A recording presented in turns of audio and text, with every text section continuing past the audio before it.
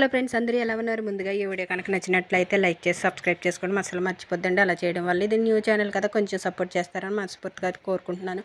మీరు లైక్ చేసి సబ్స్క్రైబ్ చేసుకోవడం వల్ల ఇంకొంతమందికి మన వీడియోస్ అనేది సజెషన్లోకి వెళ్ళి మన ఛానల్ అనేది త్వరగా గ్రోత్ అవుతుందండి. ఇంకా మటన్ కర్రీ ఇదిగోండి ఎంత టెంప్టింగ్గా వచ్చిందో చూసారా, చాలా టేస్టీగా వచ్చిందండి. ఇంకా చికెన్ ఫ్రై కూడా అయిపోయింది.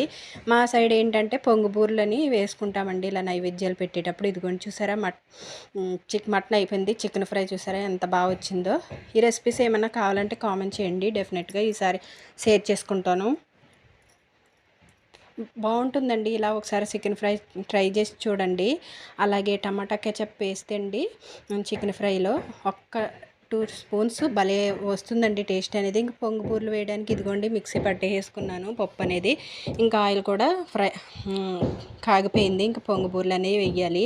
మా సైడ్ నైవేద్యాలు పెడితే ఇలా పొంగుపూర్లు 3 పక్కల మూడేసి అలా 9 బూర్లు అయితే పొంగుబూర్లు పెట్టడం ఆనవాయితీ. ఇంక నేను ప్రతిసారి ఇలాగే పెడతాను పైడితల్లంకి. అందుకని ఈసారి కూడా ఇంకా పొంగుబూర్లు అయితే వేస్తాను. మీకు పొంగుబూర్ల గురించి తెలుసా? తెలియకపోతే కామెంట్ చేయండి. ఇదండి వీడియో నచ్చితే లైక్ చేయండి, పాసిబుల్ అయితే సబ్స్క్రైబ్